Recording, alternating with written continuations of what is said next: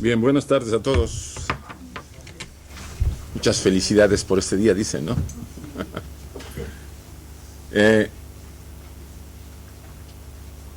Vamos a tener la segunda sesión de estos monográficos que hemos titulado Los mitos 4, ¿sí? Tenemos hoy el tema de la gnosis y las enseñanzas gnósticas primitivas y la doctrina oculta. Insisto, estamos hablando de la enseñanza primitiva. Recuerden que la gnosis tuvo un desarrollo muy fuerte, es precristiana y postcristiana. O sea, tuvo una fase de desarrollo en Alejandría, sobre todo fue el centro donde más fue el crisol de todo este desarrollo. Es un sincretismo de varias corrientes, o sea, se mezclaron varias corrientes, aunque ya previamente a este momento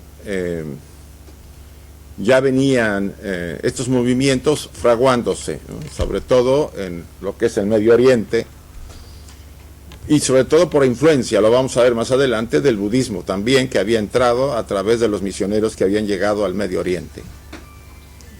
Bueno, les voy a pedir que con este ejemplo se apaguen los móviles o los pongan en silencio, ¿sí?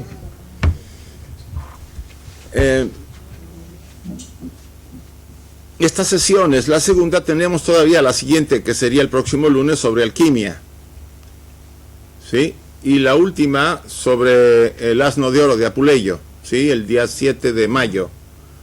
Es que se desfasó, primera por la Semana Santa, que aquí se festeja el lunes, y la siguiente yo estaba en Bilbao, no llegaba a regresar. Entonces yo tuve que hacer este movimiento. Les dieron un material. Yo les traje un complemento, que fue unas imágenes que yo hace muchos años las hice, cuando empezaba a trabajar las ideas de la enseñanza gnóstica. ¿Se acuerdan? Antes se usaban las transparencias, los acetatos, que son de ese tipo, ¿no? Yo lo que he hecho es fotocopiarlos, y como tienen una síntesis y una estructura de los sofitas, de una de las grandes sectas gnósticas del primer siglo, me pareció interesante darles a ustedes la idea de lo que es la cosmogénesis desde el enfoque de los sofitas. Otro punto que quisiera aclarar es el tema de cómo manejar el criterio sobre este material.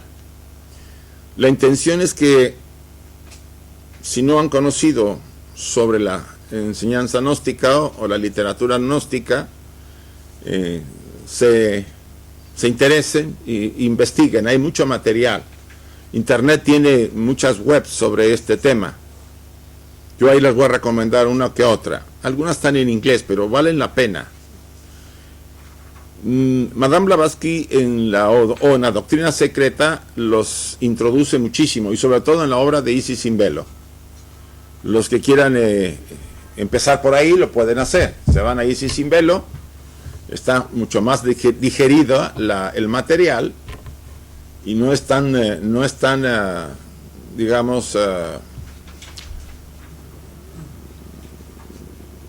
yo diría, la literatura que hay a veces es un poco difícil de entender porque está en clave. Recuerden que hemos hablado del tema de las claves sobre estos libros. La literatura antigua, sobre todo literatura con objetivos de desarrollo, místicas, etcétera, estaban escritos en 7 claves. Entonces, si abordan ustedes un libro de este tipo, sobre todo un original o copia de un original, es más difícil de entenderlo que si ya está más o menos, vamos a decir, descrito, explicado, y después pueden ir ustedes a los originales. La gran biblioteca de Nag Hammadi, encontrada en Egipto, fue la que más ha enriquecido esta literatura. Recuerden que la literatura gnóstica se movió, ya lo había mencionado, antes de Cristo y después de Cristo.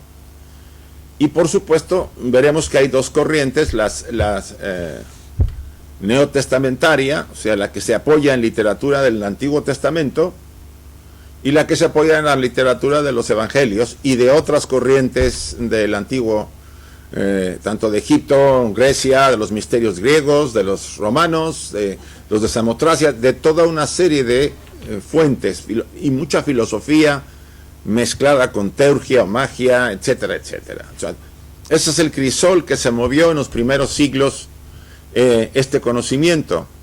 No podemos negar, porque la mayor parte de los historiadores lo insisten, en que el movimiento cristiano era un grupo más, en su momento, gnóstico. Esto cuestiona, yo lo he discutido a veces en unas entrevistas en la radio con el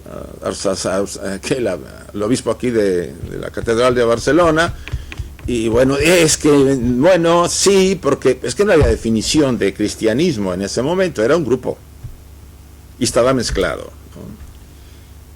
O sea, era una secta más dentro de todas las grandes sectas que existieron de ese movimiento. Gnosis significa conocimiento. Entonces, el cristianismo era parte de ello. No se distinguió hasta después del siglo III, entrado al IV, cuando Constantino decidió pues asumir que el cristianismo era una religión que le podía ayudar, porque el imperio se le estaba cayendo, ¿no? Ya había muchos problemas. Ante esto yo les pido a ustedes que lo que yo afirmo no es, ni pretendo ser dogmático, ni intentar dar cátedra. Soy un estudiante que lo que quiero es que se interesen y que ustedes investiguen y que cuestionen muchas cosas, sobre todo en este campo que es un poco incógnita para muchos buscadores, porque no es que no lo busquen, no es que no lo conozcan, es que parece que es algo que no tiene mucho peso. Tiene un gran peso. Gran parte del desarrollo de Occidente está basado en estos entre místicos, escritores, filósofos que aportaron muchísimo para el desarrollo, sobre todo en el campo ahora, hablando con algunos otros psicólogos, hay mucho material de este autor, de estos autores en la ciencia, sobre todo en el campo de la psicología, sobre todo moderna. Bien, entonces abran un poquito su marco de referencia. Si hay algún punto que no les parezca, pues no le hagan caso, no va a pasar nada. Si algo les interesa, pues investiguemos. Esa es la aclaración, ¿no?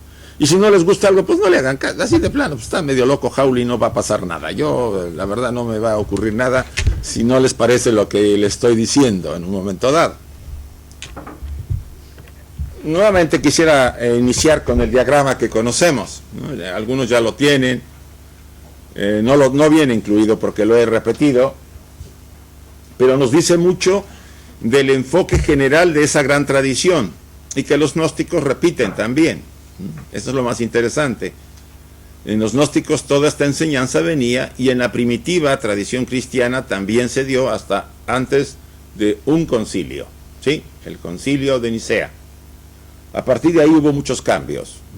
¿Por qué? Porque se estaba estructurando lo que es el dogma, y la iglesia estaba teniendo mucha influencia. Y en Nicea se hicieron cambios que incluso segregaron a muchos grupos que se autodenominaban cristianos, pero que a partir de ahí dijeron, tú no, solamente estos, ¿sí? Que ese es un punto que yo los dejo para que ustedes también lo investiguen. Originalmente nos dice la enseñanza que la fuente de donde todo emana, y esto coincide en los gnósticos, es absoluto, ¿no? Le hemos llamado la seidad, aquello, no tiene un nombre, ni se lo podemos poner porque es algo que está más allá de la concepción. Einstein decía en su obra, en su autobiografía, que al final de toda esta investigación que hizo, dice, hay algo atrás de todo que es como una inteligencia que dirige todo, que todo lo mueve. Obvio, una inteligencia no en el sentido humano, sino una conciencia, vamos a usarlo mejor, ¿no? En donde lo que para nosotros es un caos, es un orden. Donde parece que no hay nada, está pleno, como ahora la materia negra que tanto se está investigando. O sea, todo eso, aparentemente para los sentidos limitados del ser humano, desde el enfoque que presentaba Einstein, hablaba de esa concepción, de que hay algo tras de todo. Entonces, esa fuente, que parece ser llamada el absoluto en la tradición Vedanta y en otras tradiciones en la India, es la que contiene, es de donde todo emana y a donde todo volverá cuando se repliegue este cosmos. De ahí emanó lo que llamamos la involución, el arco involutivo y después el arco evolutivo. Las esencias mónadas, como dice Leibniz, que de esa fuente, o sea, las mónadas, las almas, los espíritus de cada uno de los seres humanos y de toda la forma de vida de este cosmos se emanaron de esa fuente y llevaron a cabo un proceso participativo saliendo del espíritu y transitando hacia la materia, pasando por las etapas mineral, vegetal, animal y llegar a la humana. Esto es muy cabalista, ¿sí? Pero también mucho de la tradición hermética hasta aquí está mezclada.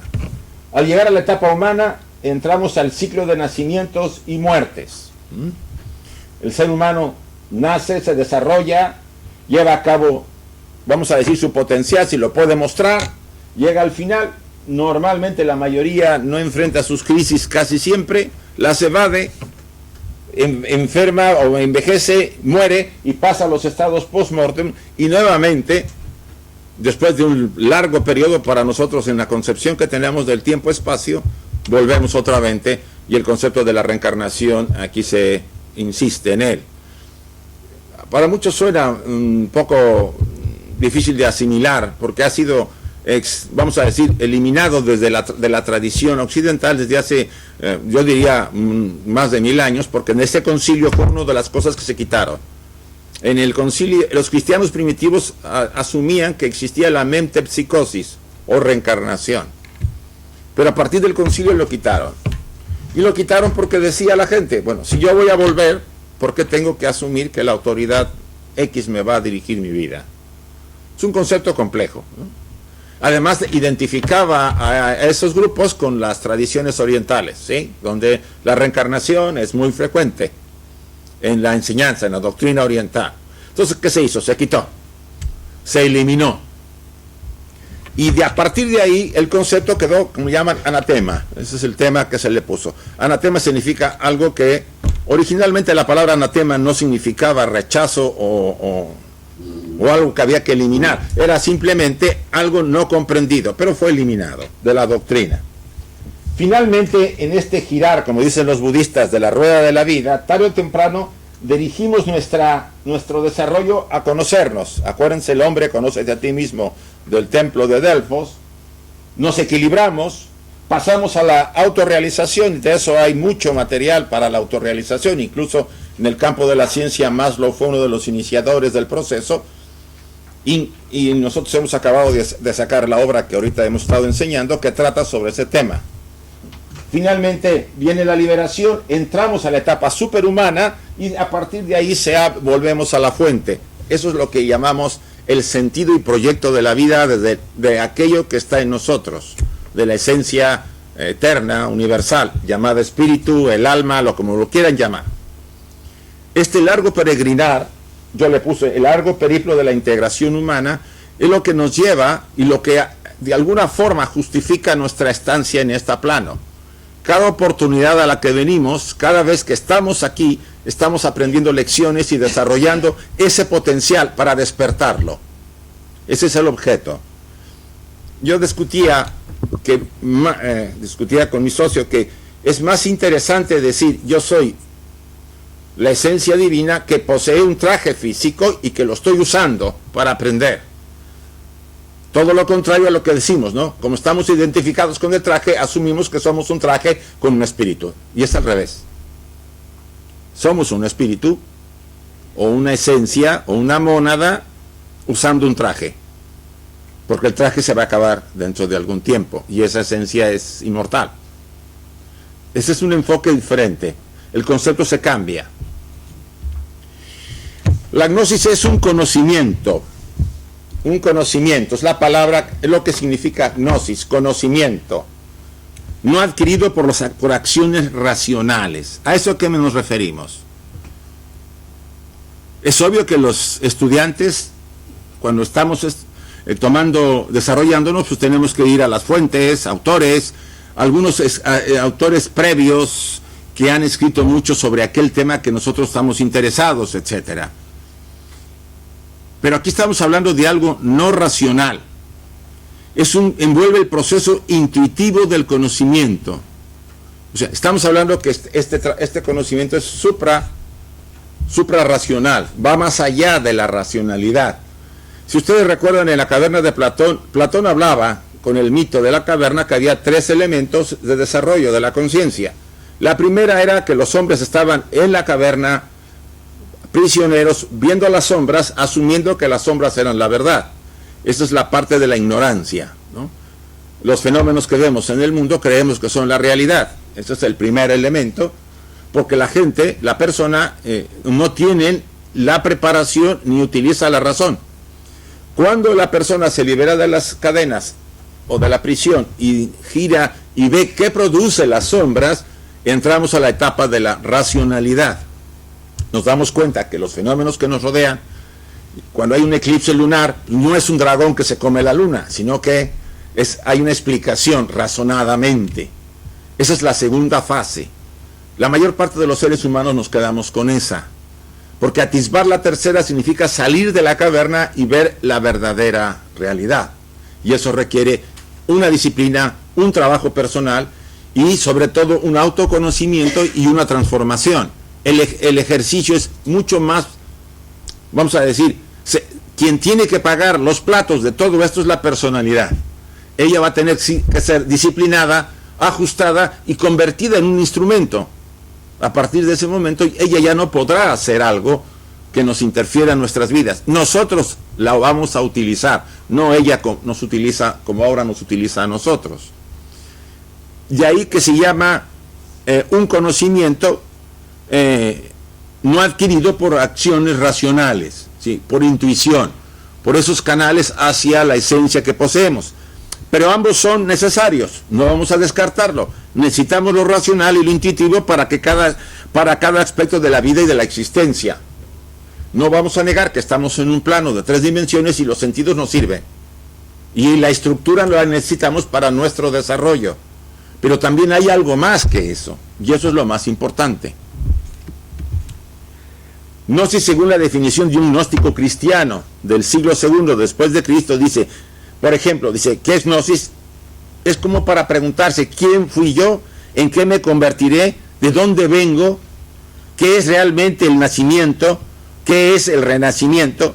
Esta es una referencia de Teodotus, citado por Clemente de Alejandría. Esto nos ayuda poco a entender las preguntas que se hacían estos investigadores de ese primero y segundo siglo de la era cristiana. Una explicación más profunda del significado de la gnosis es de conocer quién soy a un profundo nivel de la conciencia que es simultáneamente llamado divino. Pablo nos decía que estamos constituidos por cuerpo, alma y espíritu. Y es la clasificación más simple, pero la más sencilla para entender. Hay una estructura animal, el cuerpo físico. Hay una estructura mental, lo que nos hace ser humanos. Es un animal que piensa. Pero hay algo que está sobre eso y que utiliza a la mente y al animal para experimentar a través de ellos. Y esa es la esencia, la conciencia. Esta clasificación, esta definición fue dada por Simón el Mago. Recuerden que Simón el Mago fue uno de los grandes personajes que incluso en los Hechos de los Apóstoles aparece compitiendo con Pedro. De sus enseñanzas se formó la secta agnóstica que se llamaron los simonitas. Y hay material sobre él. La literatura gnóstica que se posee se originó normalmente en el periodo de Alejandría, como ya lo dominé, en los primeros siglos de la era cristiana. Fuentes, los padres de la iglesia, el tesoro gnóstico de la biblioteca de Nag Hammadi, encontrada en Egipto en el 45. La señora Blavatsky realizó en sus obras un seguimiento serio de este legado, por eso también lo recomiendo. Y tiene su origen, según ella, en el budismo. Es muy interesante su punto de vista. Y aquí también comento que en varios de sus escritos, sobre todo en Isis in Velo, viene. Aquí les doy esta referencia del señor Mead, George Robert Stone Mead. Él fue el secretario de la señora Blavatsky del 88 al 91. Fue un erudito en Gnosis. Y la dirección la pueden tomar los que quieran. Es www.gnosis.org. Y tiene una cantidad inmensa de literatura. Él escribió mucho sobre el tema, Está en inglés en este caso, pero a veces los traductores de internet les pueden ayudar un poco, los que no sepan inglés, para que puedan buscar algo de ello. Y aquí venimos a lo que Blavatsky dice de la genealogía de la gnosis, de esa corriente. ¿Por qué el budismo? Ella habla de budismo, brahmanismo, budismo, y están los gnósticos no cristianos y los gnósticos cristianos. ¿Por qué budismo? Al principio, antes del brahmanismo. Ella se va hacia las épocas más antiguas del desarrollo occidental. Recuerden que nuestro origen se pierde en el tiempo con la mezcla de los indoarios. La fuente que trae a Occidente, vamos a decir, la raza blanca, la mezclada, que hay unas subrazas ahí mezcladas entre latinos, nórdicos, etcétera, se funden en el Oriente, ¿no? Entre el Medio Oriente y el Oriente, ¿no? Una mezcla de la tradición hindú con la tradición del Medio Oriente. O sea, Aryan era el que guiaba a este grupo nacido de las demás razas y que fue poblando Europa y el Medio Oriente. En ese momento había un conocimiento heredado del pasado. El budismo, la palabra budismo puede ser interpretada para muchos como el nombre de aquel grupo o aquella filosofía, porque no es una religión el budismo, es una filosofía, una forma de ver el mundo que se originó con el Buda hace 2500 años, más o menos. Pero nos estamos refiriendo a ese conocimiento. Si ustedes se fijan, acá está budismo con una D y acá está con dos Ds. Aquí estamos hablando de la fuente de sabiduría que venía siendo transmitida desde el pasado, que llegó a través de la tradición brahmánica, por toda la literatura de los Vedas, que conocemos que son parte de las grandes obras más antiguas que la humanidad tiene. Y de ahí, por supuesto, el budismo que conocemos, originado con el Buda, Siddhartha Gautama, hace 2500 años, donde se forma ya la corriente, porque realmente el Buda fue como Jesús, ¿no? Él dijo, yo no vengo a destruir el conocimiento, vengo a ¿qué? A hacer reformas para que esto sea más comprensible y sobre todo quitarle poder a los ¿qué? A los brahmines que controlaban realmente el conocimiento y tenían a la gente en un estado de ignorancia muy grande, ¿no? La casta brahmin pues controlaba la India. Sobre el siglo III antes de Cristo, el rey Asoka, tercero o segundo, se convierte al budismo y toda la India entra, se puede decir que el budismo toma el poder en la India y el brahmanismo pierde mucha influencia. Entonces Asoka manda misioneros a Occidente, sobre todo al Medio Oriente, y esos misioneros siembran la semilla del budismo a través de los grupos que existían en el Medio Oriente, sobre todo en Egipto y en la zona del Mar Muerto, todo lo que es Palestina, etc. Y a partir de ahí es sorprendente encontrar en los dogmas fundamentales de la gnosis los temas metafísicos del brahmanismo y del budismo. La gnosis fue la continuación directa de la Gupta Vidya de la antigua India, transmitida a través de Egipto. ¿Qué es la Gupta Vidya? Recuerden que hay varios conocimientos. Los primeros dos conocimientos son limitados sería la vidya, que es la ignorancia, ¿sí? Avidya, con la palabra anterior, y la vidya, que es el conocimiento razonado. Y la Gupta Vidya es el preámbulo al conocimiento verdadero superior del ser humano. Esto es interesante porque el rey Asoka, y aquí me adelanto un poco, se comprometió con la enseñanza de Siddhartha y envió misioneros a Grecia, a Siria, Asia, Siria, Egipto, y estos promulgaron el Evangelio de la Sabiduría. Los esenios de Judea y Arabia, los terapeutas de Egipto, evidentemente fueron ramas de esta corriente. O sea, tanto en los esenios como los terapeutas en Egipto fueron influenciados por los budistas. Y eso lo vemos en las disciplinas de los esenios.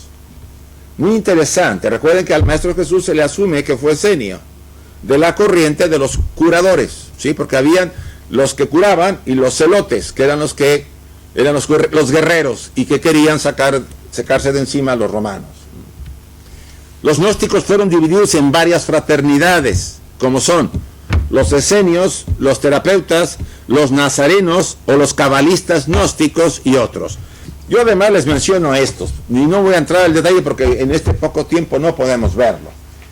De la exégesis del Antiguo Testamento hay los llamados saturnilos, barbelolingios, ofitas, nacenos, peratas, setianos, monóminos y cainitas. De eso tienen por ahí una hojita donde vienen todos a mano hechos. La primera página.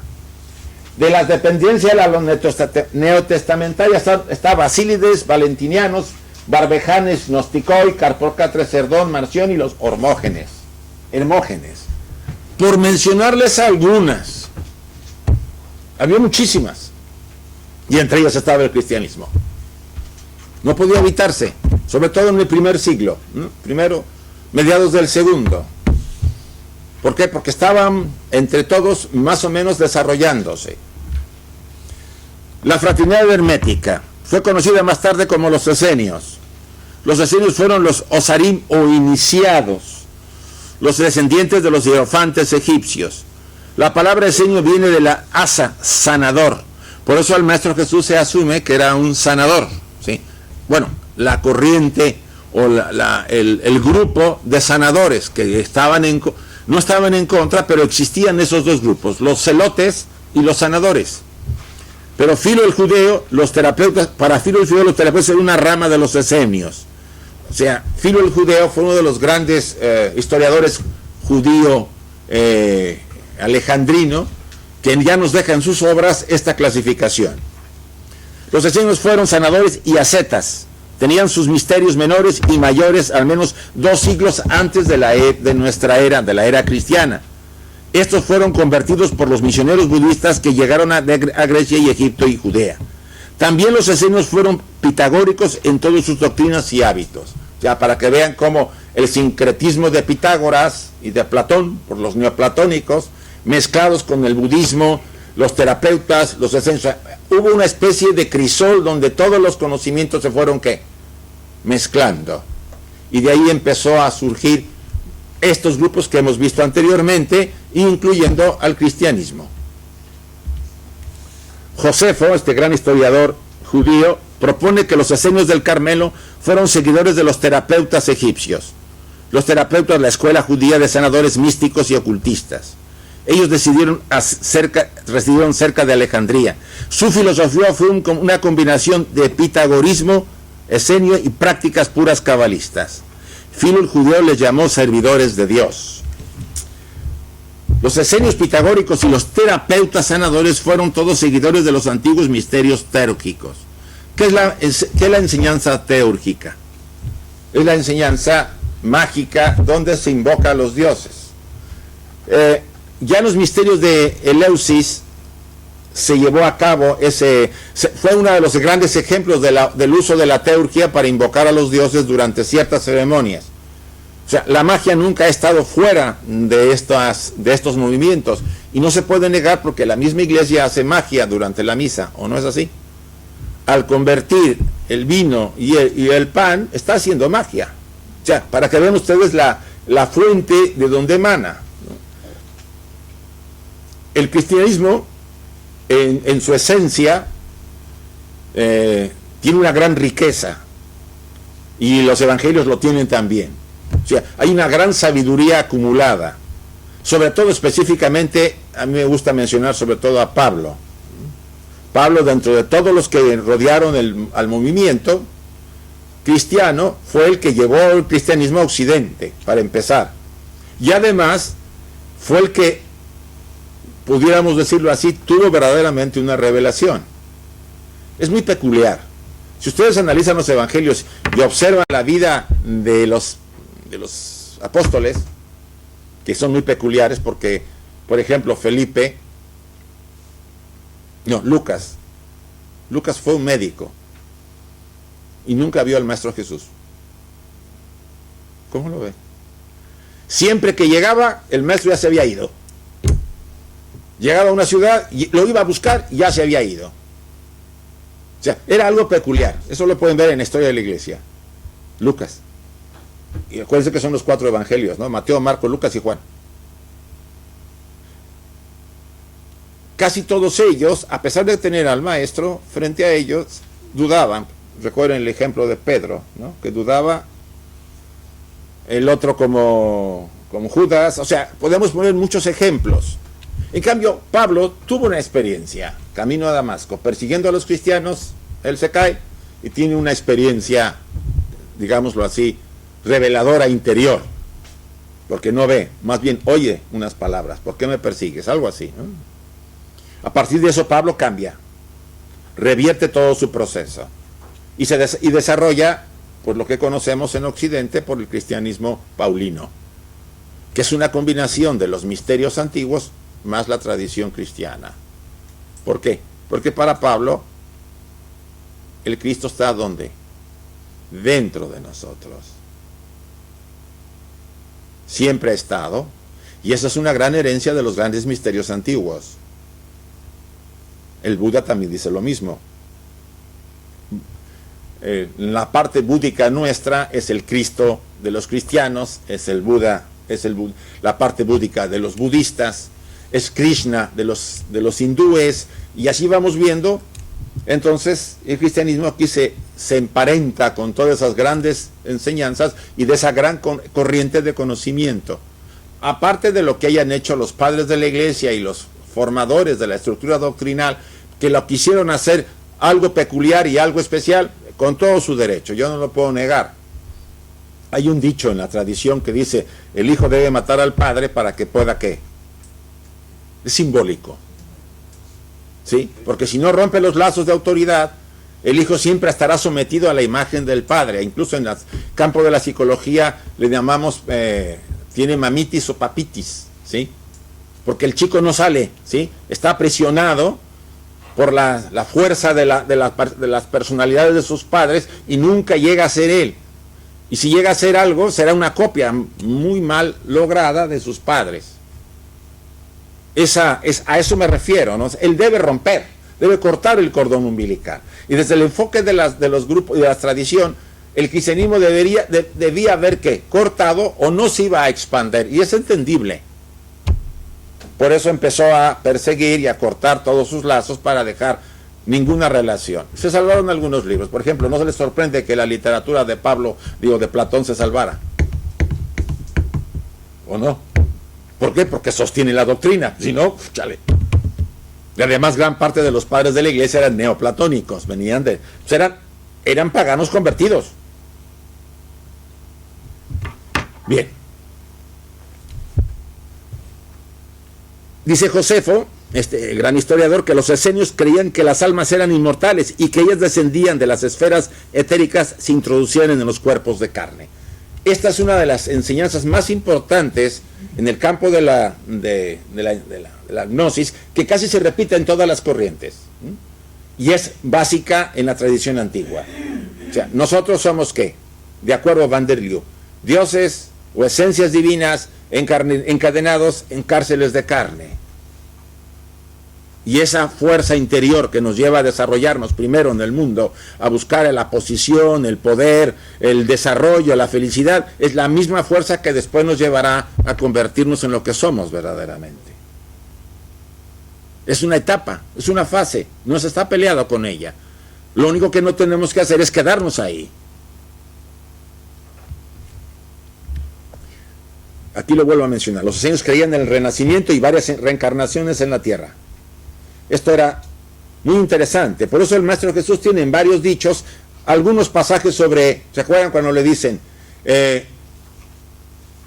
cuando muere, ¿se acuerdan cuando lo de Juan el Bautista, ¿no?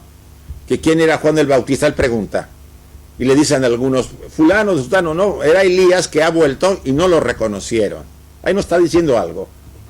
Nicodemo también. O sea, hay muchos ejemplos. Lo que pasa que cuando ustedes le cuestionan a un sacerdote, como yo lo he hecho muchas veces, pues me dicen, son temas que no debes cuestionar. Vale, está bien, no voy a meterme en ese tema, ¿sí? No, está mal escrito, ¿vale? Es difícil en este tema, porque uno tiene que respetar las convicciones y las creencias de las personas.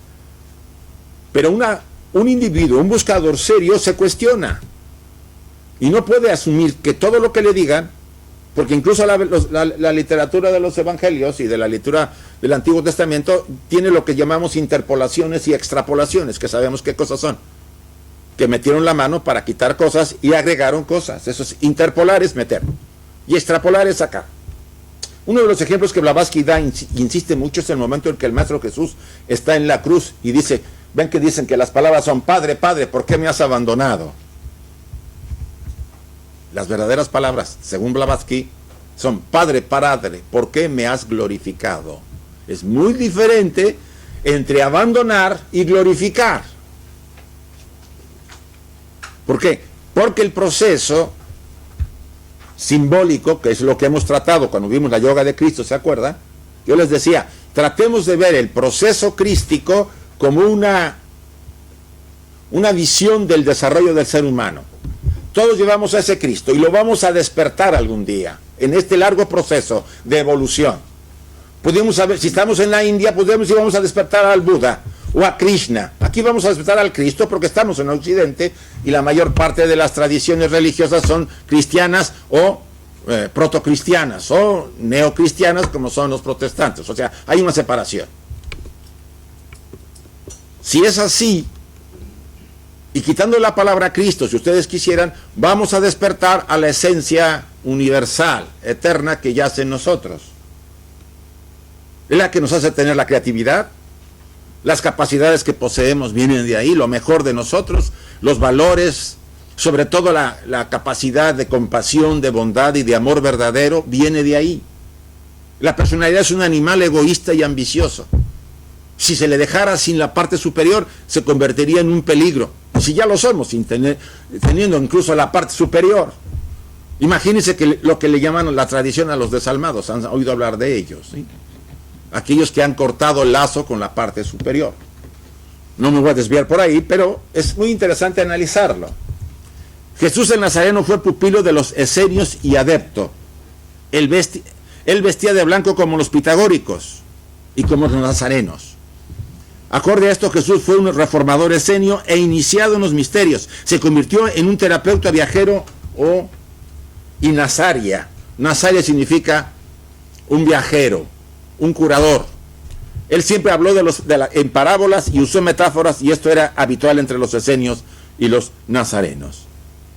La tradición muestra a Jesús que fue educado en Egipto y pasó su infancia y juventud con las fraternidades de los esenios y otras comunidades. Recuerden que hay un silencio después de que huye José y María con Jesús, cuando lo persigue ahí este cuate que los quería matar a los muchachos, ¿sí? Herodes, y se la pasa hasta los 11 años, creo que por ahí, 9 o 11 años. No vuelve a decir nada a la Biblia. Y aparece un poco ahí en la iglesia y rumbo, otra vez se vuelve a brincar hasta el momento en que empieza su labor. O sea, hay como unos 20 años de laguna. ¿Y qué pasó? Hay que irse a la literatura apócrifa y a la literatura gnóstica, y se los recomiendo. Van a sorprenderles lo que hablan de Jesús, sobre todo en la etapa en Egipto y lo que posteriormente pasa. Los esenios se amalgamaron más tarde con los primeros cristianos como los ebionitas. Los ebionitas son los pobres de Dios, los discípulos de los apóstoles del Maestro. ¿Sí? Se puede decir, y eso por los estudios que hay, que fueron realmente los verdaderos cristianos, que siempre debiéramos haber sido todos. Porque eran ¿qué? Pobres no manifestaban la pobreza física, tenían una gran fe, una gran convicción. Pero a partir de los ebionitas y la combinación con otras fuentes, empezó y a medida que se alejaba el historial, o sea, la influencia del origen, se empezó a perder esa enseñanza. Los nazarenos o los nazai o nasierate fue una institución establecida antes de Moisés. Juan el Bautista y Jesús fueron representantes con sus largos cabellos y vestimentas blancas. También fueron conocidos como bautistas, sevianos y cristianos de Juan. Bueno, hasta acá he dado más o menos una idea general. Estos diagramas que ustedes tienen aquí, los van a ver, se los he dado, son unos diagramas bastante viejos, me interesaba sobre todo que ustedes vieran el tema de los ebionitas. ¿Sí? Los ebionitas fueron cristianos y primero se llamaron Iesai, según Epifanio. Recuerden que Epifanio es una autoridad de la iglesia, ¿no? Una autoridad de los padres de la iglesia, es de los que empezaron a construir. ¿Por qué sabemos de los gnósticos? Porque los primeros padres de la iglesia atacaron mucho a los gnósticos para tratar de ¿qué? De alejarlos de este movimiento que estaban más o menos combinados. Por supuesto, los ebionitas fueron oscurecidos por la ortodoxia cristiana. Se trataron de desvirtuarlos y acusarlos de heréticos. Fueron seguidores de los primeros convertidos por Jesús, llamados también Nazorai. Vieron a Jesús como un líder, un profeta, pero nacido como un hombre, el Hijo humano de María y José. Fue solo su bautismo a los 30 años que el Espíritu entró en él. Este es un tema polémico. El tema de la divinidad de Jesús. Un tema polémico porque el que estudia se va a dar cuenta que Jesús durante varios siglos era hijo solamente de José y María. Y era un gran reformador o era un gran profeta, pero hasta ahí.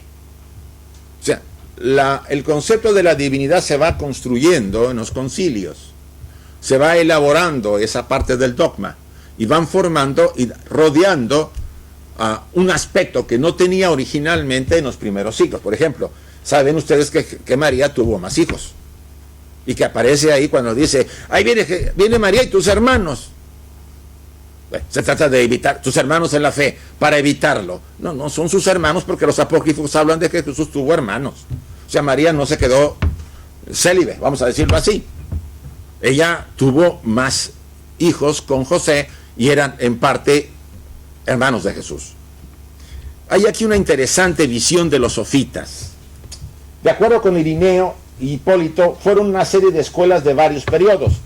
Los adherentes a la gnosis estuvieron entregados a la idea de una doctrina secreta y grados de iniciación.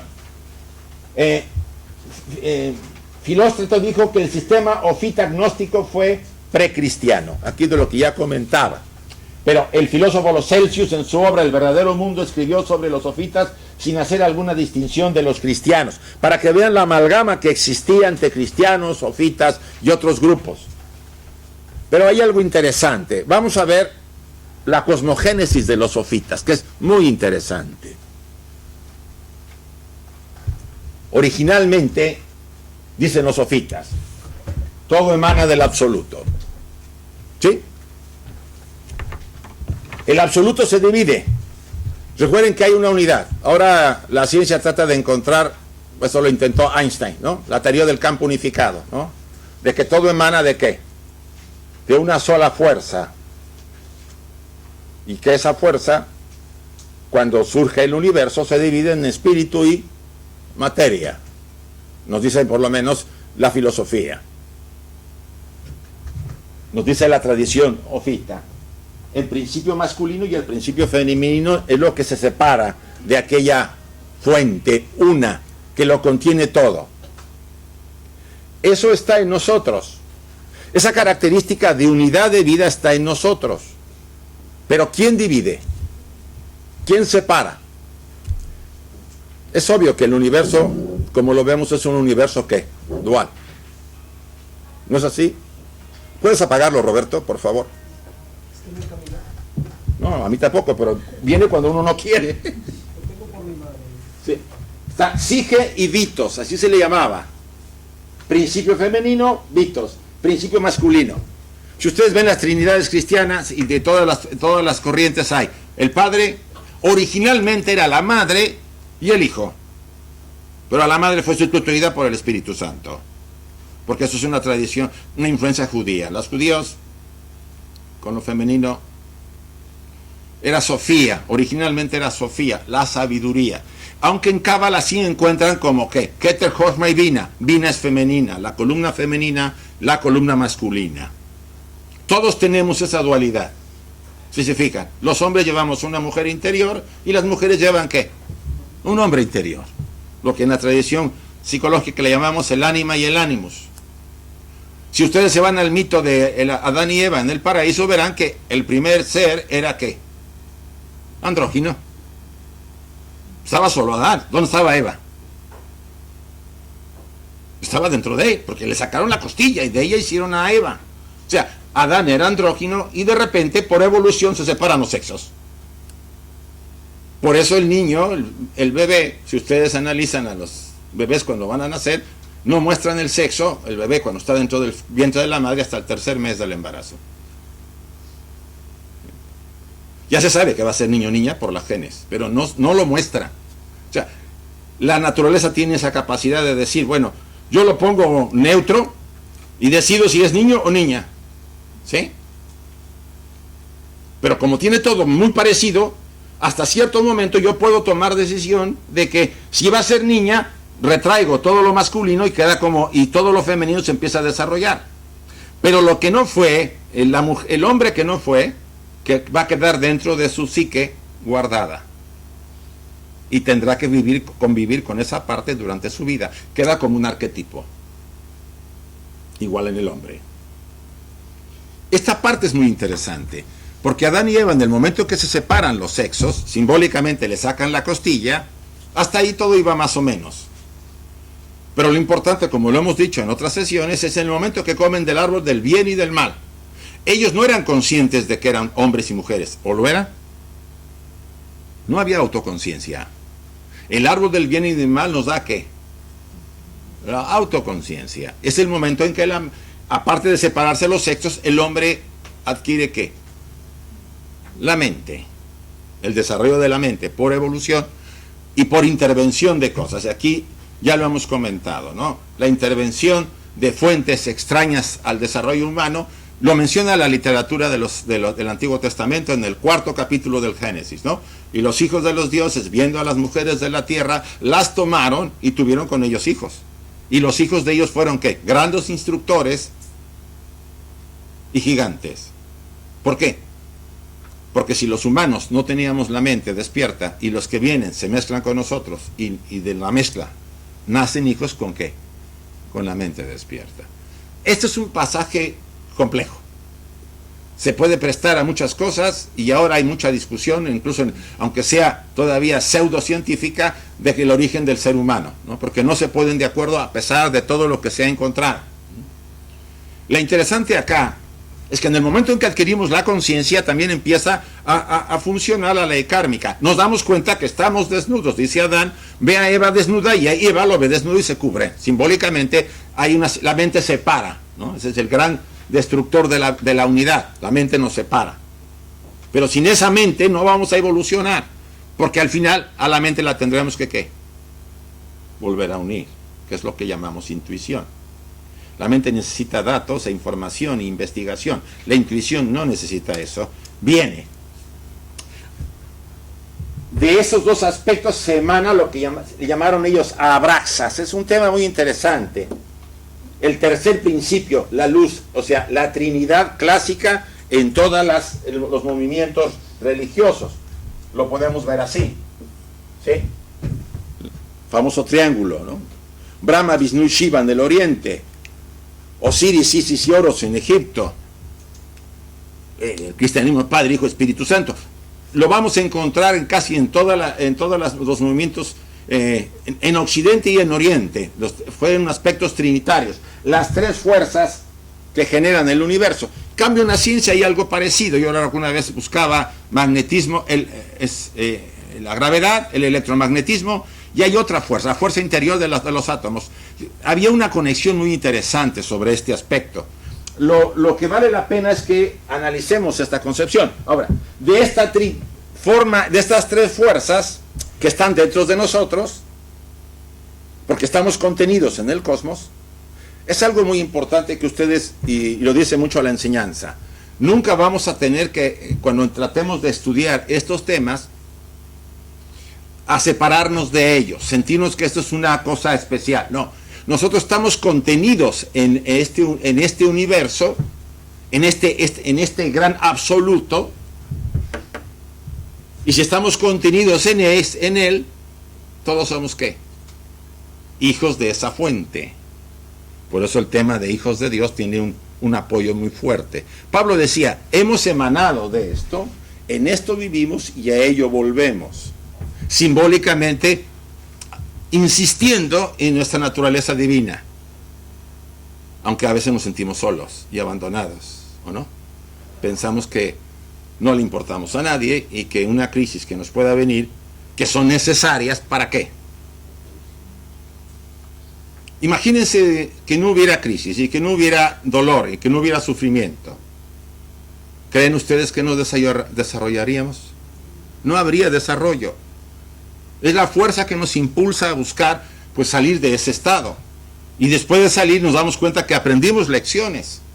Son muy importantes esos aspectos, pero todo lo vemos como algo a lo que hay que retirarse.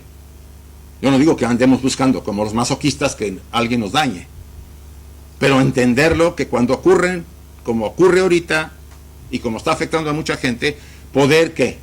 Asumir que es una experiencia que necesitamos los humanos por aquellas cosas que hemos ido sembrando y que ahora tienen efectos, porque nada de lo que dejemos de sembrar no va a dar su fruto. Y eso lo tendríamos que analizar todos, en cada quien en su vida. Si queremos que este pueblo, o esta nación, o este mundo sea mejor, tenemos que empezar ¿con qué? Con cambiar nosotros. El cambio personal es muy importante porque estamos todos ¿qué? Conectados. Estamos dentro de la fuente. Y si yo cambio, afecto todo. Es como si una gota de agua, que yo tanto insisto, si a la gota de agua le pongo una gota de tinta, se pone azul. Pero si la regreso al mar, se diluye, ¿no? Pero el mar no será igual. Porque algo que se introdujo. Entonces, esa es la intención. De que si hacemos un cambio personal, afectaremos al todo, aunque sea pequeño. De esta relación trinitaria emanan lo que llamamos, interesantemente los gnósticos, Sofía, o el arquetipo de la mujer, el Christos, y Ashamón, la sabiduría inferior. O sea, hay otra vez 3 aspectos, pero muy interesantes. Aspectos trinitarios superiores y aspectos inferiores. Obvio, de este Christos, el Christos, Jesús se introduce en la persona. Estos aspectos son los que se introducen en él cuando él es bautizado. La paloma famosa, ¿se acuerdan? Que tiene la sustitución de ¿quién? De Sofía. Por eso aparece Sofía aquí. Estoy hablando de la gnosis.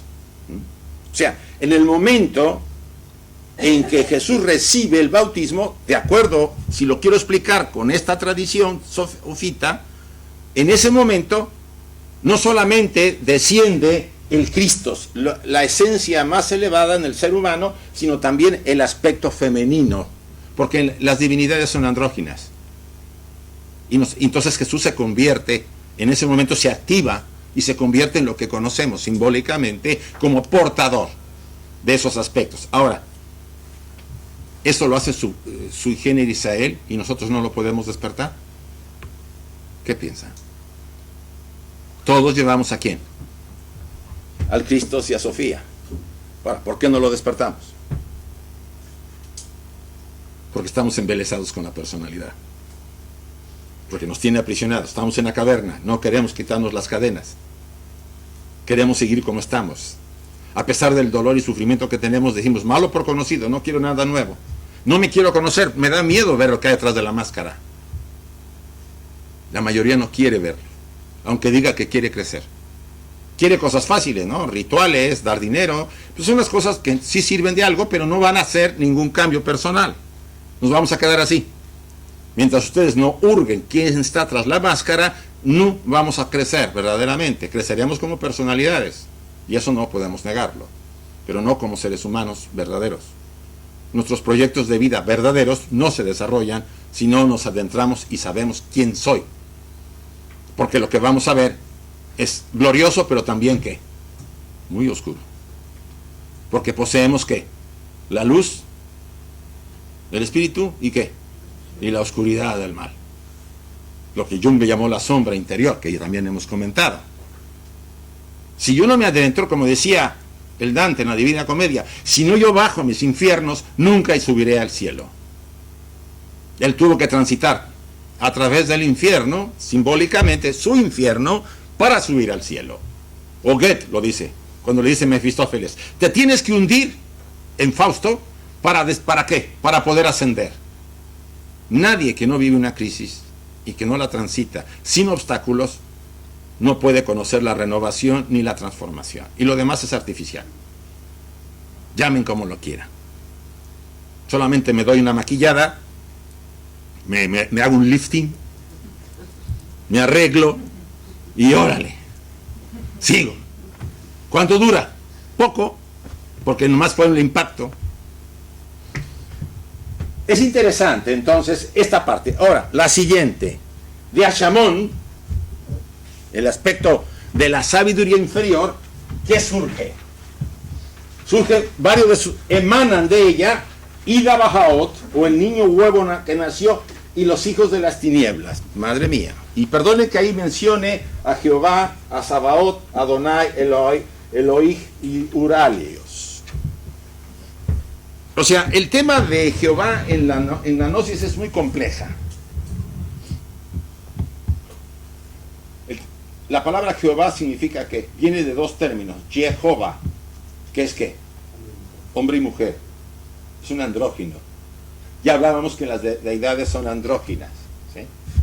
Entonces, ya meternos en la pura descripción del término nos lleva a adentrarnos a un buen rato para poder escudriñar esa androginia de Jehová. Pero es importante que también está relacionada con el demiurgo. El demiurgo es el qué?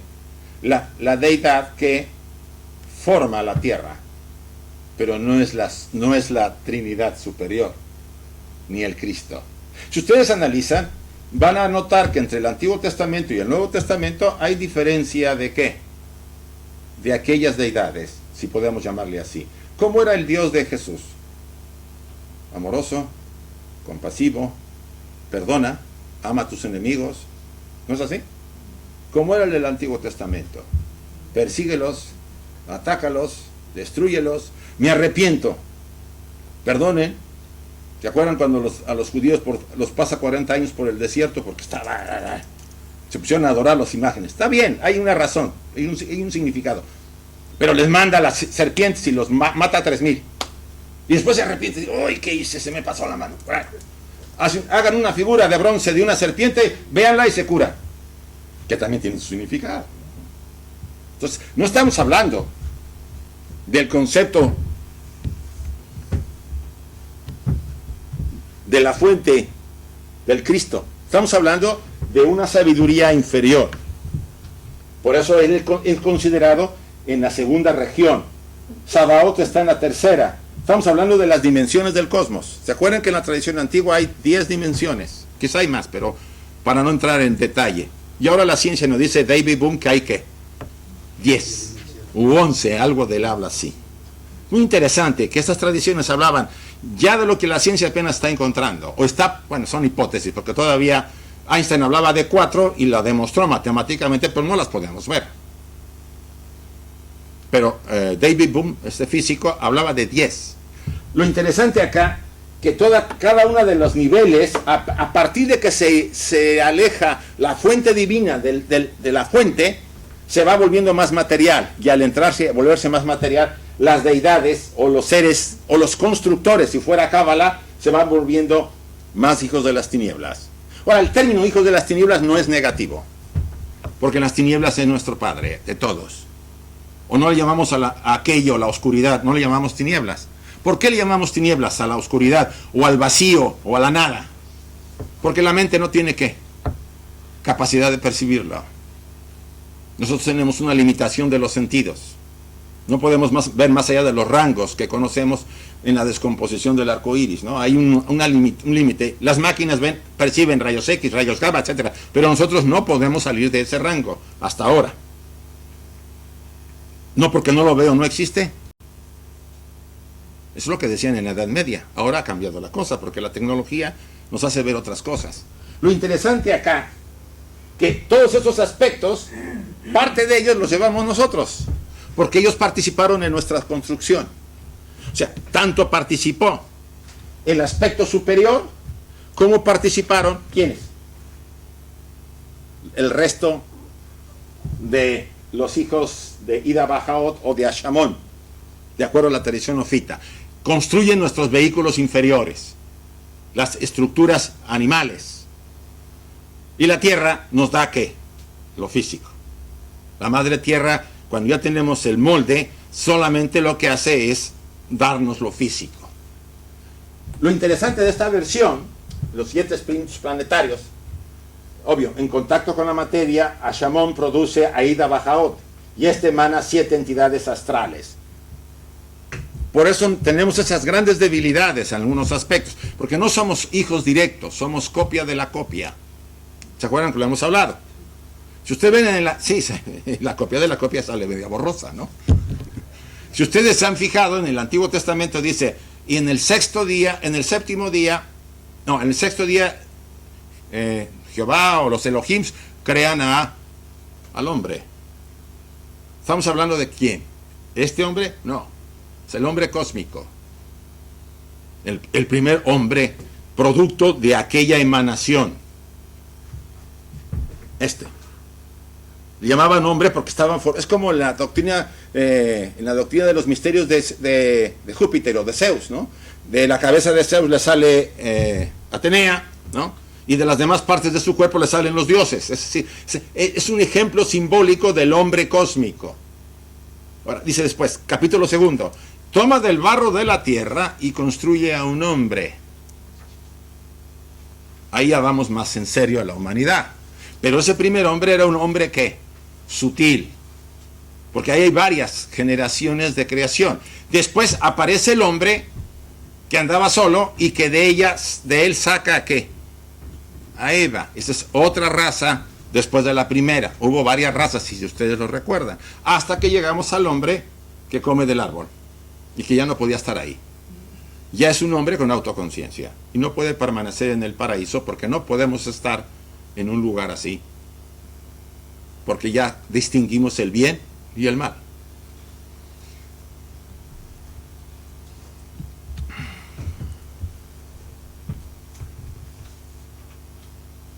Me quisiera detener mejor en esto.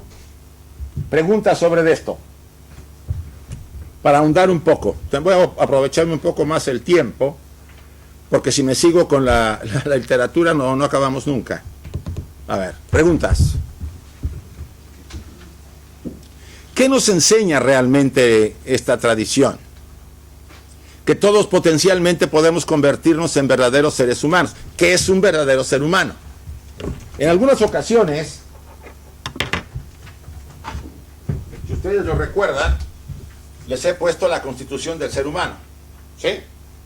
Recuerden que tenemos un cuerpo físico,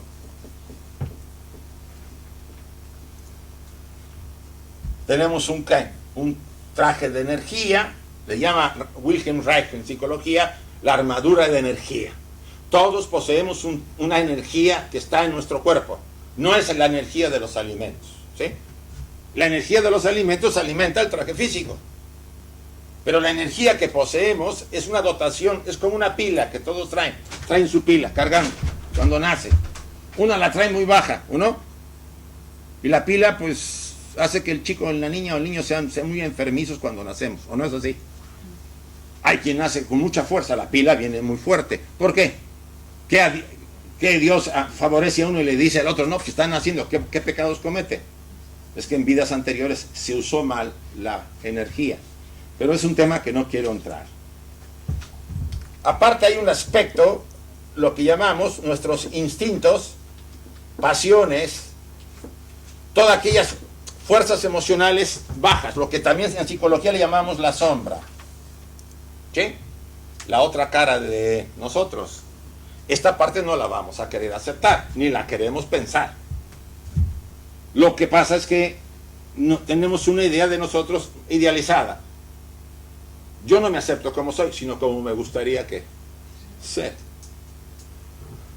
Aquí entramos a la franja de la mente. Tenemos dos aspectos. La mente inferior, que está muy vamos a decir, relacionada con la parte inferior. La mente superior, esta es la mente superior, esta es la mente inferior. Acuérdense que hablamos de ¿qué? Sabiduría inferior. Y aquí está el alma. también identificada como el Christos, y aquí está el espíritu. Si la estructura la marcáramos así, aquí tenemos, esta parte es la personalidad, y esta es la tríada superior. Mente, alma y espíritu. Esto es inmortal, esto es temporal. ¿Qué pasa? Normalmente esto no está conectado, simbólicamente. Lo está, pero no hay conciencia de esta, porque nuestra conciencia, por lo general, está centrada en esta zona. ¿Sí? Entre el cuerpo físico, nuestros instintos y pasiones, y la mente concreta. Esto es lo que llamamos personalidad. Con eso vivimos, comemos, hacemos el sexo, nos divertimos, etcétera, etcétera. ¿De dónde vienen nuestras mejores ideas? La creatividad, lo mejor que somos. ¿De esto? No, esto es egoísta. Si piensan lo más que piensas en su familia, y de ahí no pasa. Lo mejor de nosotros viene de esta zona. Nos alimenta. No a todos influye, porque hay diferentes aspectos, vamos a hablarlo así. El alma, como esta parte es inmortal, ha llevado a cabo un largo viaje de encarnaciones y unas almas son más maduras y otras no. Por eso no me pueden explicar por qué yo no toco las sonatas que toco. El otro día oí que Mozart compuso a los 9 años una sinfonía. A los 9 años. Yo no podía ni tocar las teclas del piano a los 5, ni a los 7, ni a los 10, ni a los 15. Y este chico a los 9 compuso una sinfonía. ¿Por qué Mozart puede y yo no?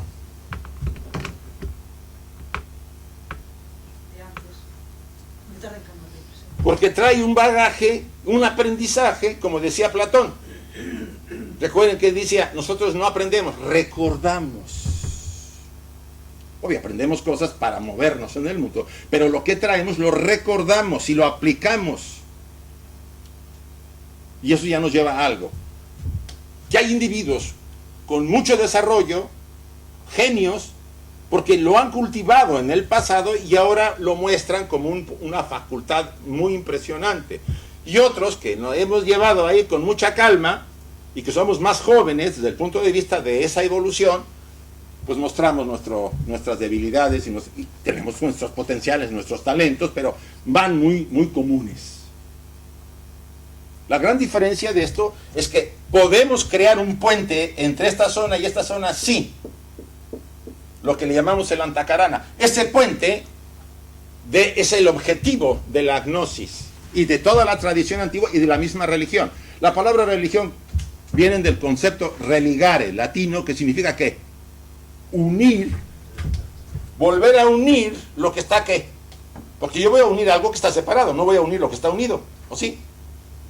O sea, hay que unir lo que está separado. La palabra religión. La misma palabra yoga dice lo mismo. Yoga es unión.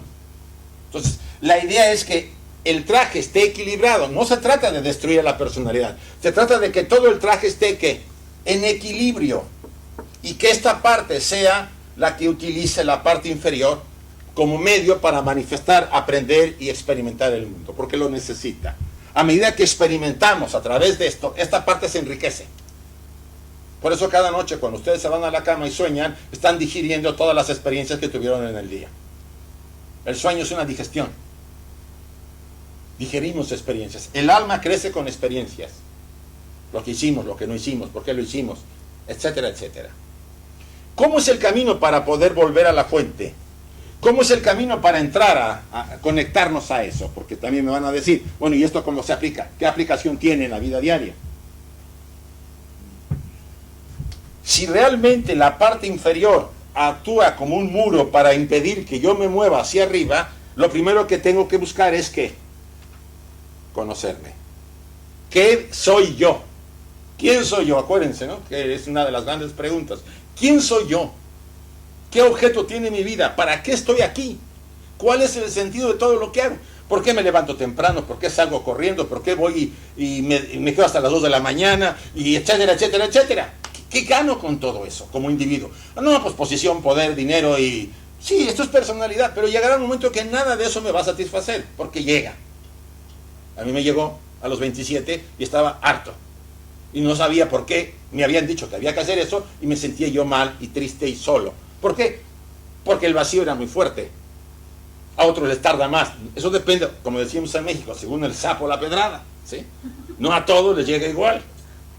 Entonces, ¿qué ocurrió? ¿Qué debe ocurrir? Ya conociéndonos, tenemos que emprender ¿qué? Trabajo con la sombra, con los aspectos oscuros, con mis debilidades, con mis envidias, mis calumnias, todas esas cosas de tonterías que sabemos que ustedes y yo hacemos y que hemos dañado a otros y nos ha dañado. No se trata de decir ya no, porque es lo que se quiere a veces, ¿no? ¿Ustedes creen que la vida quiere que seamos bonitos?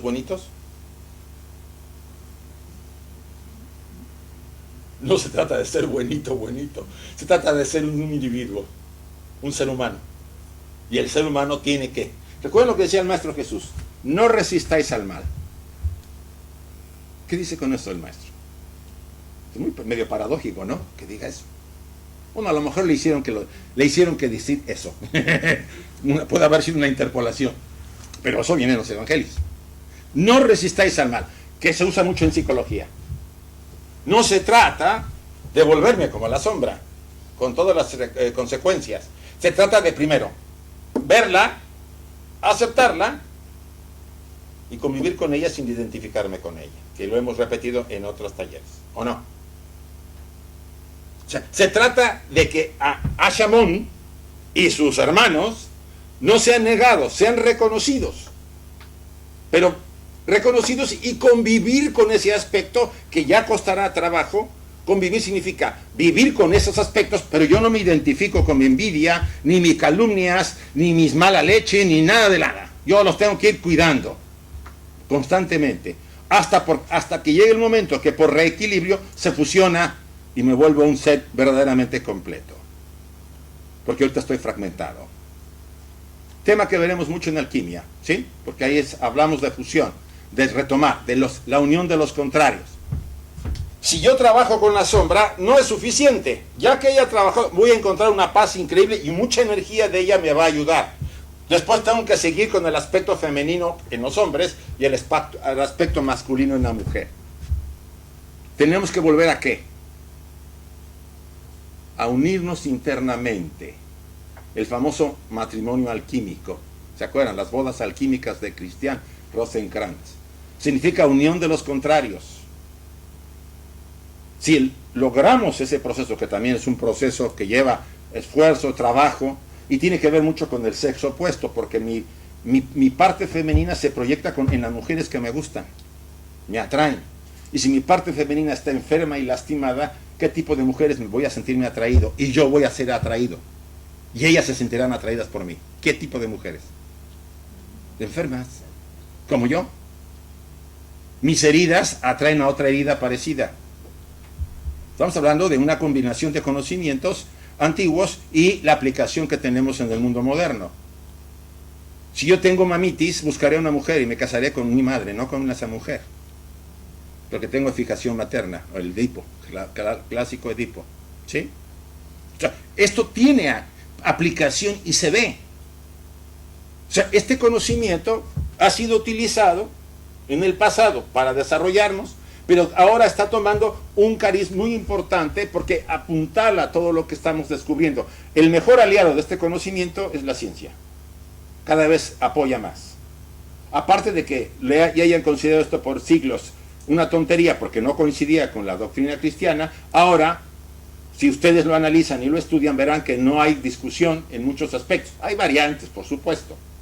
Lo importante acá que después de trabajar con mi parte femenina, ahora sí me puedo acercarme a mi Cristos y generar ese puente y convertirme en un ser completo, o por lo menos más de lo que ya soy, y ser que vivir para ayudar a los demás, porque el ser, como decía Maslow en la pirámide, cuando llegas a la cumbre ya no quieres tomar, ahora quieres ¿qué? Devolver lo que recibiste. Y eso es lo que un hombre desarrollado busca. Ya no quiere poseer, ni tener una cuenta increíble, ni un auto de último modelo, ni que lo vean y le llamen don. No le interesa. Le interesa ser el ser humano. Sencillo, simple, espontáneo, como un niño, decía el Maestro Jesús. Auténticos, y no con nuestras máscaras, y a la defensiva siempre, porque sabemos que estamos en una jungla. Sí, el trabajo es difícil porque tenemos que aprender a ¿qué? A convivir con todos así. No es irnos a una caverna o a un templo o a un monasterio, no, es vivir acá. Trabajar cada día en eso para crecer. Esta tradición habla así, para que vean que no es nada diferente a toda la enseñanza que estamos recibiendo del pasado y a través de las mismas tradiciones religiosas. Porque el Maestro Jesús hablaba así. Obvio, con otras claves, ¿no? Ama a tus enemigos. ¿De qué estamos hablando? ¿Por qué? Porque tu enemigo es ¿qué? Es tu hermano. Porque la esencia divina de él es la misma que yo tengo. Y solamente estoy viendo la personalidad. Yo estoy yéndome por mis envidias a este nivel. Pero si lo veo a todo nivel, ya no lo voy a odiar. Voy a amarlo porque estoy viendo que él es igual que yo en esta parte. La diferencia es relativa. Hay un cambio. Y eso es lo que tendríamos que cuestionar con este material. No se trata solamente de darnos conocimientos de esta línea, de estos temas, que son muy interesantes y que a veces nos atraen mucho. Se trata de ver qué aplicación tienen en nuestras vidas. Y la aplicación básica es transformarnos, ser mejores, crecer. El camino es largo, nadie lo dijo. No es fácil. Quizá como decía el Buda y Napoleón, ¿no? Que sea más fácil triunfar en 100 batallas que conquistarme a mí mismo. Pero vale la pena. Vale la pena porque quizás sea el único proyecto en nuestras vidas que valga la pena invertir en él. Lo demás se va a esfumar como ¿qué? Como las cenizas en los que nos vamos a convertir, porque ahora nos hacen a todos chicharrón. Ya no hay lugar donde nos entierran. Bueno, algunos todavía pueden. Y eso acaba. En eso acaba la efímera vida de una personalidad. Por más que le estiremos ahora y que avivamos mucho, no va a haber más que eso.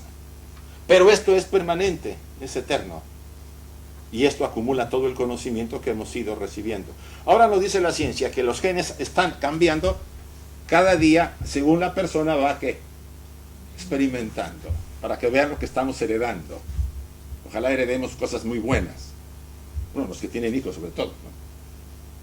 O sea, lo importante es que tomemos conciencia y insisto, las palabras de Krishnamurti son muy importantes. Si usted cambia, si nosotros cambiamos, ayudamos a todos los demás porque cambia el mundo, porque estamos conectados en la fuente divina, a nivel del absoluto. Ese es el reto. Y creo que ustedes y yo lo consideramos el más maravilloso reto, porque es lo que va a dar verdaderamente sentido a nuestras vidas. Es lo que va a sostener tanto esfuerzo y tanto sacrificio de la personalidad. Cuando nos damos cuenta de eso, no importa lo que le pase a ella, porque sabemos que estamos en el camino correcto, mientras tenemos que tantear.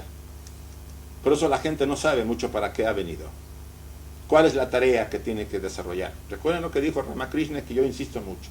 El hombre que no sabe la tarea a la que ha venido, ha vivido en vano. No lo dijo cualquiera. Sabía quién lo decía. Y yo no me quiero ir así. Por lo menos hay que intentarlo.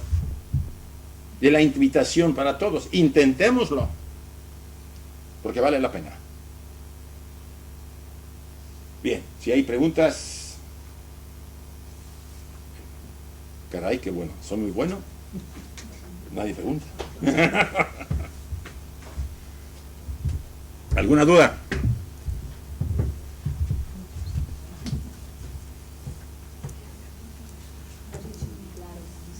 De todos modos, los refiero mucho a que vean material, porque hay mucho material actual sobre esto. Han abierto mucho. Hay yo compré 2 tomos de la editorial esta, de las que tienen la pasta azul, que editan mucho filosofía y Gredos. Tienen 2 tomos, se llaman Gnósticos 1, Gnósticos 2. Son bastante buenos porque son traductores serios, porque traducen del griego y no sé si también griego, latín y de algunas otras lenguas. O sea, las obras que vienen ahí son muy buenas. Hay otros libros, ¿sí? A nosotros a mí me regalaron una vez un libro así de grueso que venía todos los apócrifos, porque recuerden que apócrifo no significa... ¿Se acuerdan que en uno de los concilios decidieron que algunos libros no estaban inspirados y otros sí? Pues yo creo que hay varios de los que dijeron que no deberían estar. Y yo sacaría algunos porque la verdad no dicen nada. pero todo fue cuestión de conveniencia y de movimiento. Acuérdense que ya existían fuerzas internas en la iglesia que apostaban por esto o por el otro, ¿sí? O sea, si ustedes investigan lo que es el apócrifo y la literatura gnóstica, van a encontrar una gran riqueza de sabiduría. Si de entrada les parece muy pesado, vayan a Isis sin velo, de la señora Blavatsky. Trae mucho material. ¿Cómo que pesado? ¿Los evangelios menos pesados que Isis sin velo? ¿Qué pasa? Que en Isis sin velo ella lo desmenuzó un poco ya. El tomo tercero, dale una vistadita. Por el primero y medio, el segundo. Bueno, también pueden buscar en internet que hay muchas webs y que pueden encontrar también más. Por ejemplo, hay literatura hermética que está considerada dentro del campo gnóstico muy interesante, ¿sí? Los tratados de Hermes, por ejemplo, son muy accesibles desde un punto de vista. Lo que aquí he puesto es una pincelada. Hay muchísimo material y Pero es difícil decidir delimitar qué material es mejor o peor, porque en los apócrifos, en alguno de los apócrifos, que no sé cuál era, de los que han caído en mis manos, hablaban de María cuando se la da a Jesús, porque era un hombre mayor y quería cuidar no sé qué, y cuando está embarazada, que lo llaman los curas los que le han dejado a María, y dicen, hombre, ¿qué has hecho? Y entonces la llevan a comprobar de que yo no sé si eso corresponde a lo que realmente pasó, porque oído lo oído. mira, la literatura apócrifa y gnóstica tiene muchas variantes. En aquella época la costumbre era de que para ser famoso, te voy a poner esto, cuando se decidió por los 4 evangelios, había 80 versiones originalmente. 80 de los 4 evangelios, y los que se reunieron en el concilio de Nicea decían 80 versiones. ¿Cómo le hacemos para sacar los 4 que son inspirados? O sea, porque la costumbre era en aquella época que algún escritor que tenía ganas que su libro se conociera, le ponía el nombre de un apóstol. Era como ahora lo hacen algunos. Hay quien, ustedes saben muy bien que hay quien trabaja, te hace el libro y tú pagas y te pones tu nombre y tú pagas el libro, pero no es tuyo, alguien lo hizo. Se prestan a eso porque hay que ganarse la vida. Yo conozco 2 o 3 escritores muy famosos. No, uno. A ver, hay uno que con un programa informático escribe libros. También. Tiene el nombre porque mucha gente lo conoce. Y han hecho películas. Sí. Y es muy afamado, pero se sabe dentro del gremio de escritores que utiliza un programa informático y le dice lo que tiene que poner en cada capítulo. Y sale. Y lo mete en libros como suyo. O sea, yo siempre voy a recurrir a un consejo que a mí me dieron. Cuando veas un libro, aunque te digan que es el mejor del mundo, si no hay una conexión, ni caso. Pero donde encuentres un libro, aunque sea el de Lobsang Rampa, o de Ramacharaka, o de quien sea, y sientes que te comunicas, ese libro es el bueno para ti en ese momento. O sea, recurre a tu intuición, más que perderte por la impresión de hacer un bestseller. ¿Sí? Eso es una buena recomendación para saber qué tipo de libro me conviene. Pero bueno, yo los invito a que investiguen, vale la pena. ¿Más preguntas? ¿O terminamos? Faltan 3 minutos. No son preguntas, son quejas. Bueno, de todos modos, sin querer queriendo, voy a aprovechar los 3 minutos para hacerle propaganda al último libro que acabamos de sacar. Hemos hecho 2 libros, este es el primero, el segundo nos los dan, bueno, mañana nos los entrega. Son 2 tomos de una obra que pretende de alguna manera llevar un desarrollo. Este se llama Sembrando la semilla de lo infinito en el corazón del hombre. Es psicoterapia que nos acerca al ser interior. Es la aplicación de muchos de estos conocimientos a la psicoterapia transpersonal moderna, específicamente teosofía. O sea, hay mucho de todo, pero básicamente la idea es que no es excluyente, porque no somos los primeros, ya hay toda una corriente en los Estados Unidos transpersonal, y uno de los grandes profetas de esa corriente es Ken Wilber. O sea, trabajan esto, Lo que estamos haciendo es adaptarlo más a ciertas enseñanzas y utilizarlas para darle a los terapeutas, sobre todo, está abierto para todos, pero a ellos, una visión diferente y no demasiado clavada a una corriente. Ustedes cuando van a ver a alguien que quieren que les ayude, ¿quieren que les meta en su escuela o quieren que les ayude a su problema? O sea, hay que tener una visión más amplia. Entonces, es el primer tomo, mañana será el segundo. Le queremos hacer un poco de difusión, ya ayer en la radio le hicimos algo, antier. Y próximamente vamos a desarrollar todo un proyecto sobre esto. Hemos traído algunos, por si alguno quiere algunos libros. También le hemos traído a Merced para que se queden aquí en la librería también algunos. Y el otro tomo, el siguiente lunes lo traigo y también se los enseño para los que lo quieran. Hay una combinación de muchísimos temas, sobre todo mitología, tradición antigua, enseñanzas de todas las corrientes, combinadas con la psicoterapia moderna. Y nos puede dar una visión más profunda. Normalmente la psicoterapia te desarrolla y te readapta a la sociedad. Esa es la técnica, ¿sí? Tienes una ansiedad, te ayuda a que te vuelvas a superar la ansiedad y vuelves a colocarte en la sociedad. Y está bien, ¿no?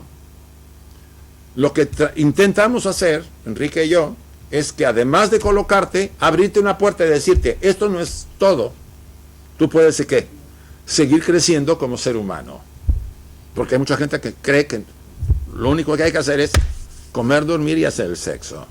Que está bien, pero hay algo más, porque no somos animales que lo hacen y ellos también. Comen, duermen y hacen el sexo. Entonces, esa es la verdadera idea, la verdadera intención tras estos libros y lo que vamos a hacer, centro de formación.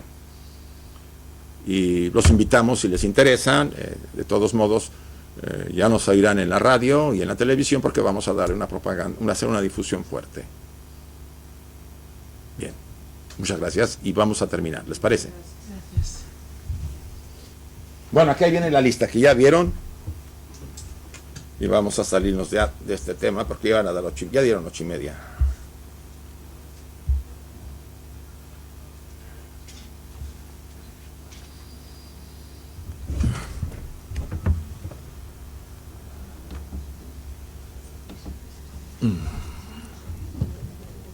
Cerramos la sesión, como siempre, ¿les parece?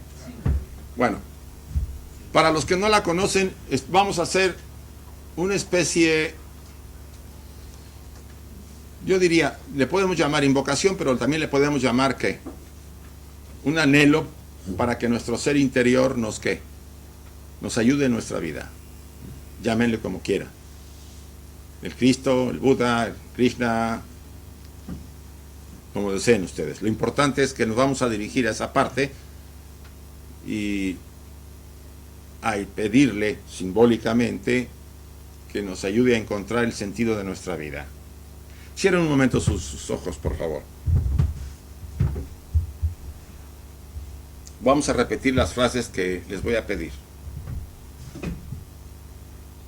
que hagan después de que yo se las diga. Oh vida oculta que brillas en cada átomo.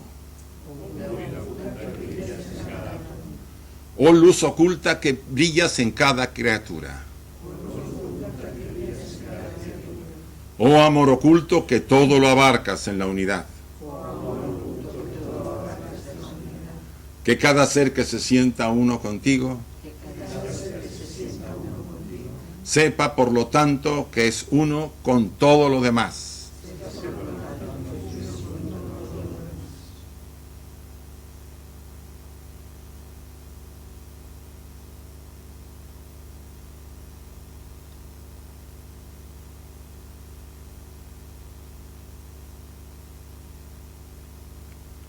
Así sea, y gracias a todos.